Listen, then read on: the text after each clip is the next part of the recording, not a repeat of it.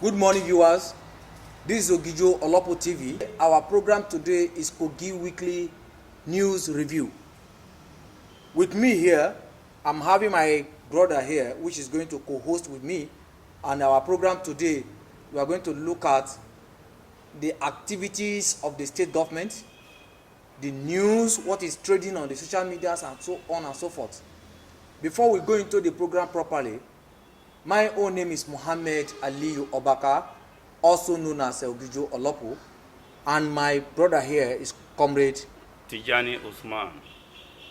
We are going to look at the burial of His Royal Highness Chief Michael Ame Oboni. And the second thing we are going to look at is the endorsement of NUC. Of the Kogi State University of Science and Technology in Osara. Thank you. Yeah. And also the bread levies. The levy on bread per loaf of bread in Kogi State by the Minister of Commerce and Industry. Okay. So, before we go into the program properly, we would like to go on this short break.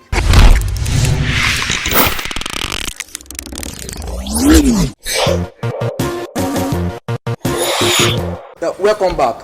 Comrade Tijani. Yes, sir. Kogi State government, the bread levies. What is your take on the bread levies on Kogi State bakeries and all that? Yeah, viewers, good morning once upon a time again. It's interesting to see that the Kogi State government will not stop to amaze us. But meanwhile, looking at the levy on per loaf of bread in Kogi State, I want to beg your pardon to speak on this area as an economist, which is my natural calling. Number one, when and how is government supposed to impose a levy? Right now, to the best of my knowledge, Kogi State economy is in a depressed state of economy. The level of economic activities is very poor, is very low.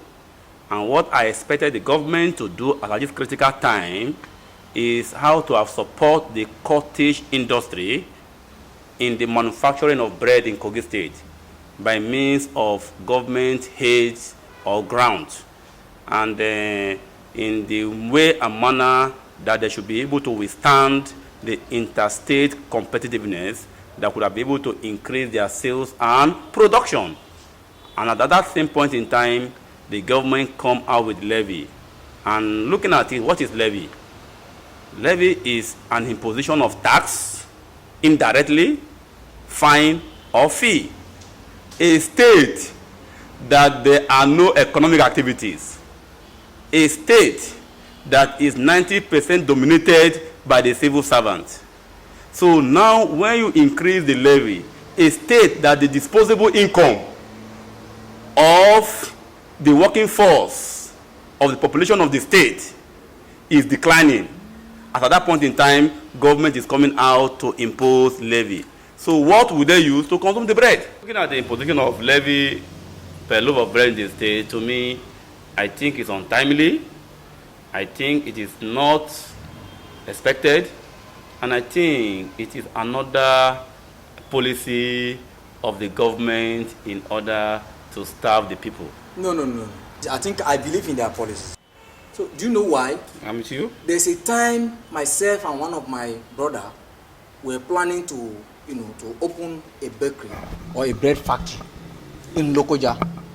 Okay. We are forced to carry out research to know whether we are going to excel in that business. Yeah. Do you know what happened? We are able to do research, and we found out that 70% of the bread consumed in Kogi State were brought from either Abuja or Nasarawa or Kwara State. And we feel discouraged. I'm coming in from that area.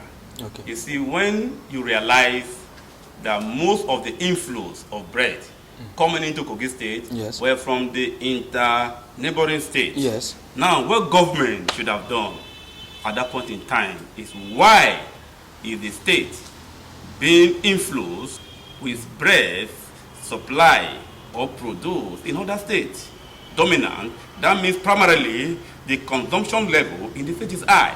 So what government would have done with a good intention is to look at what are the economic predicament, what are the kind of economic gaps, the problem associating with the local manufacturing bread industry in the state that could not be able to withstand the interstate competitiveness. That is what they are doing. That is what they are doing. They are trying to discourage. They are trying to discourage the outsiders from bringing bread into local gas. Another I am speaking as an economist. Okay. I am speaking as an economist, and on this area, I think I am much on point. The first step the government would have done is look inwardly economically. What should we do to support the local industry in order to increase their sale and productivity at that level? They have endorsed the Kogi State Science and Technology University, yes, the new Osara. Yeah. So what is your take on that? Are we making progress? Okay. I am one of the advocates of educational system in the state should be put in order. And looking from the inception when the news of the establishment of the Confluence University of Science and Technology in Osara, in Kogi State came up, I think I monitored the scenario and I look at it as a welcome development. And getting the NUC endorsement, that means it's a surplus to the state government, and then a follow-up actions we really needed in order to ensure that the university succeed. Are you saying the state government is matured enough to own two state universities? Yeah, there's no problem about that. A state can host as much as many universities as they could based on their capacity. Even when they cannot even pay salaries? That is where I look at the timing and the intention really matters. But in as much as what has happened. So the university has already been established, and you have gotten the endorsement of the National University Commission. So that's why I said we have to look at the implementation criteria, and the focus on one university should not also bring about the abandonment of attention on other state institutions in the educational level within the state. Comrade Tijani, yeah, investors may likely abandon Ajaokuta Steel Company. What is your take? You see, because of insecurity. If you follow up in my last interview on this studio, okay, I talked about the increasing level and space of insecurity in Kogi State. I also talked about in the first tenure of Governor Yaya Bello, His Excellency, we commended him for his approach to fight insecurity. Okay. But in the return, under his watch, what we are seeing in Kogi State is not of good news.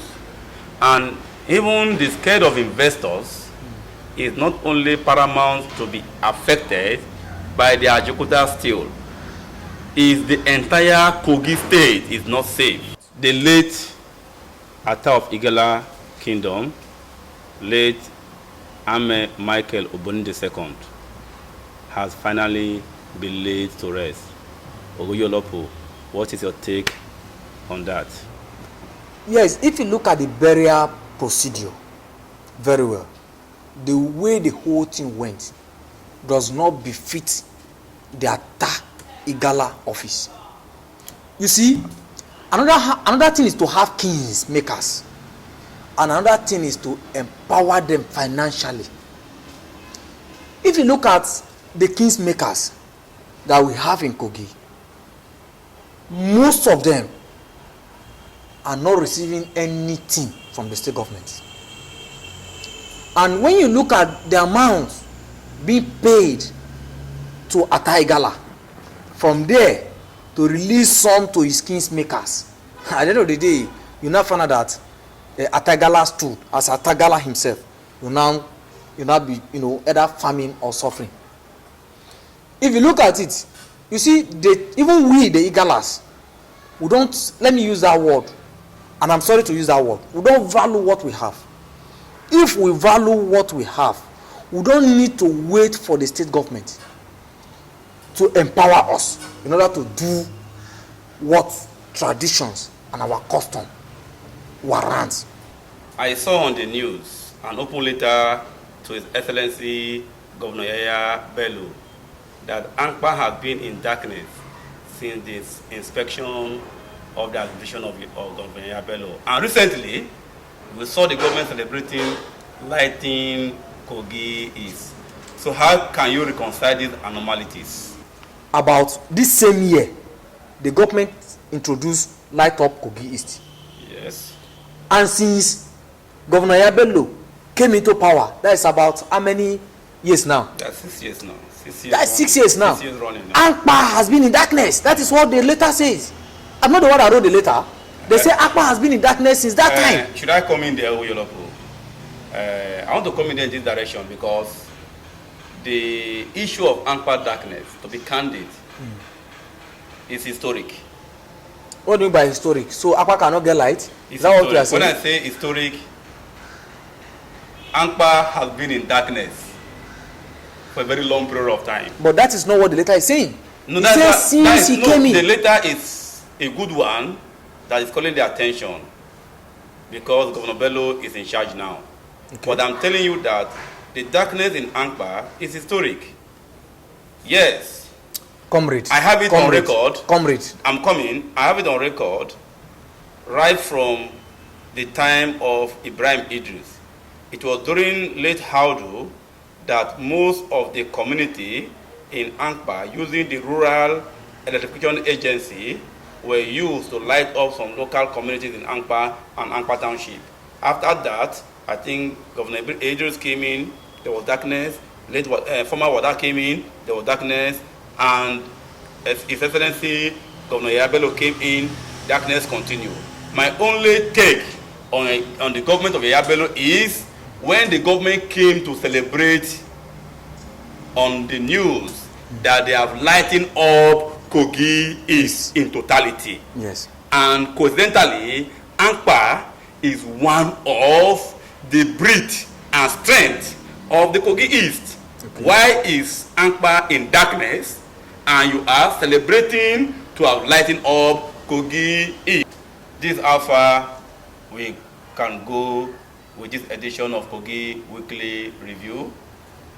Keep on watching Oguyu Olopu TV on the various social media, being YouTube, being Facebook, being Instagram, and being Twitter. Thank you very much. Thank you. God bless you. Thank you.